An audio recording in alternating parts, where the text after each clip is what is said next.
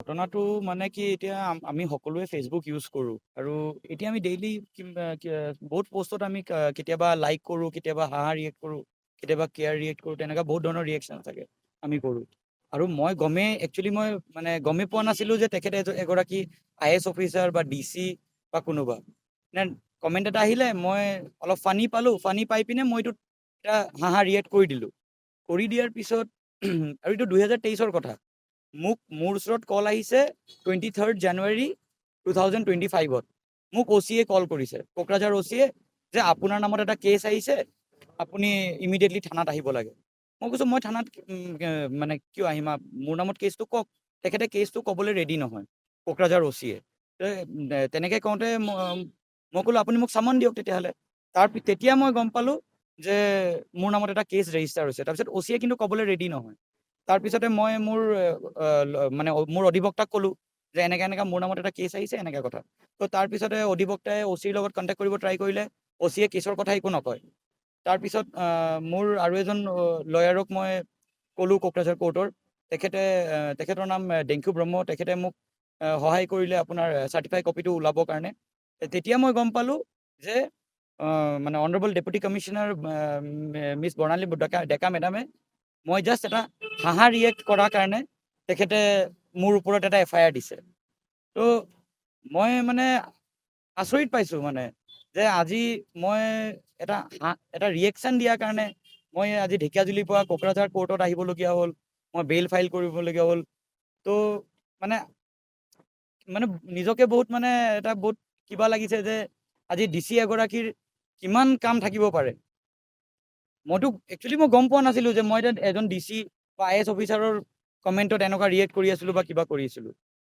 তো মই বহুত দুখ পাইছোঁ মানে বস্তুটোত, যে আজি মানে এগৰাকী DC হৈ পিনে তেখেতে যে মোৰ নিচিনা এজন নৰ্মেল মানুহৰ মানে ওপৰত যে এনেকুৱা এটা হেৰেছমেণ্ট কৰিলে যে মোক, এটা জাষ্ট ফৰ এ ৰিয়েকশ্যন।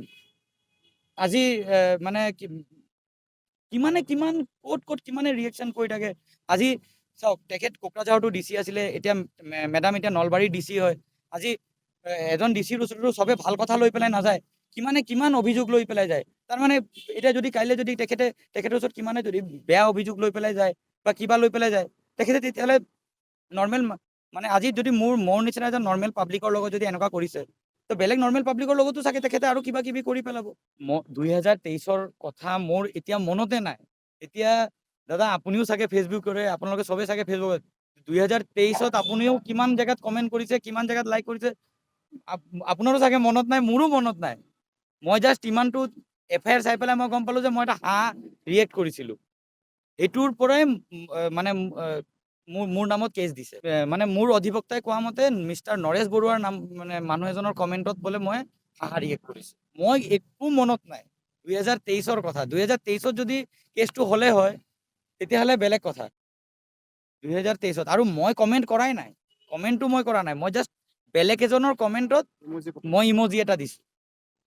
আৰু ইমজিও মই দিয়া নাই, মই জাষ্ট কমেণ্টটোত এই যে লাইক অপশ্যনত যে এটা আপোনাৰ আজিকালি যে ওলাই যে হাঁহা ৰিয়েক্ট, সেইটোৱে কৰিছোঁ। মানে হাঁহাৰ কাৰণে আপুনি মই হাঁহাৰ কাৰণে আজি মই দৌৰিব লগা হ'ল। কোৰ্টত দৌৰিব লগা হ'ল। মই আজি হাঁহিছোঁ কাৰণে মই আজি ইমানখিনি হেৰেছমেণ্ট পালোঁ, তাকো এজন নৰ্মেল মানুহৰ পৰা নহয়, এজন DCৰ পৰা, who is a IAS officer. মানে ইমান ডাঙৰ মানুহৰ পৰা। মোৰ হাঁহাটোৱে আজি ডেটত মোৰ কাৰণে এটা অপৰাধ হ'ল। আৰু মই আজি হাঁহাৰ কাৰণে আজি মই ইমান কষ্ট পালোঁ, ইমান হেৰেছমেণ্ট পালোঁ। আজি বেল এটা ফাইল কৰা হৈছিলে কোকৰাঝাৰ CGM কোৰ্টত। FIR-টো দিছিলে IAS বৰ্ণালী ডেকাই 2023। আৰু আজি বেল ফাইল কৰা হৈছিলে অমিত চক্ৰৱৰ্তীৰ ফালৰ পৰা। ফাইল কৰিছিলে বাই এন এডভকেট ৰোজ ভৰালী, বিৰু সাহা আৰু ডাইনা দুৱাৰা। তেওঁৰ এলিগেশ্যনখিনি আছিলে অমিত চক্ৰৱৰ্তীয়ে বৰ্ণালী ডেকাৰ এটা পষ্টত কোনোবাই কমেণ্ট কৰিছিলে, সেই পষ্টৰ কমেণ্টত তেওঁ এটা ৰিয়েকশ্যন দিছিলে হাঁহা।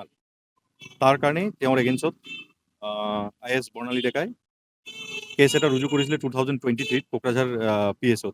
কেছ নম্বৰ আছিলে 153 কোকৰাঝাৰ PS, আৰু under section IPC 120B 354D 1-2 500 509 আৰু IT Act 66। গোটেইখিনি কোৰ্টে আজি চাই পেলাই বেলৰ যোনখিনি নেচাৰ আছিলে বেলেবল আছিলে, আৰু মাননীয় CGM কোৰ্টৰ পৰা আজি বেল দিয়া হয় অমিত চক্ৰৱৰ্তীক। আৰু এইখিনি আছিলে, আৰু ফেচবুকত কমেণ্ট লৈ পেলাই এইখিনি কেছ কৰা গৈছিলে তেওঁৰ ফালৰ পৰা। দিয়া হৈছিলে আপোনাৰ 24/4/2023। তাত কমেণ্ট কোনোবা নৰেশ বৰুৱা নামৰ মানুহে কোনোবাই কমেণ্ট দিছিলে। তাত অমিত চক্ৰৱৰ্তীয়ে খালি হাঁহাৰ এটা ৰিয়েকশ্যন দিছিলে ফেচবুকত, সামাজিক মাধ্যমত, আৰু তাকে লৈ পেলাই তেওঁ FIR ৰুজু কৰে আৰু সেই কেছৰ আজি আমি বেল ফাইল কৰিছোঁ। যিহেতু কোকৰাঝাৰ পুলিচে তেওঁক বিচাৰি আছিলে অমিত চক্ৰৱৰ্তীক আজি 2 বছৰ পিছত, আৰু সেইকাৰণে আমি কোৰ্টত আমি বেল ফাইল কৰি পেলাই আজি কোৰ্টে বেল দিয়ে আৰু চাৰ্টেন কণ্ডিশ্যন দিয়া হয় আৰু তাকে কেছটো আপোনাৰ 3জন একিউজড আছিলে, নৰেশ বৰুৱা, অমিত চক্ৰৱৰ্তী আৰু আব্দুল চুদ্দৰ চৌধুৰী, 3জনৰ নামত আছিলে। তাৰে আজি অমিত চক্ৰৱৰ্তীৰ নামত কেছ ফেচবুক কমেণ্টছৰ ওপৰত হয়। ফেচবুক কমেণ্ট কোনোবাই বেলেগে দিছিলে ফেচবুক কমেণ্ট।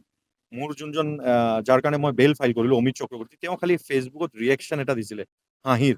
তেওঁ কোনো ধৰণৰ কমেণ্ট দিয়া নাছিলে, খালি হাঁহিৰ এটা ৰিয়েকশ্যন দিছিলে আৰু এই নৰেশ বৰুৱাৰ কমেণ্টত।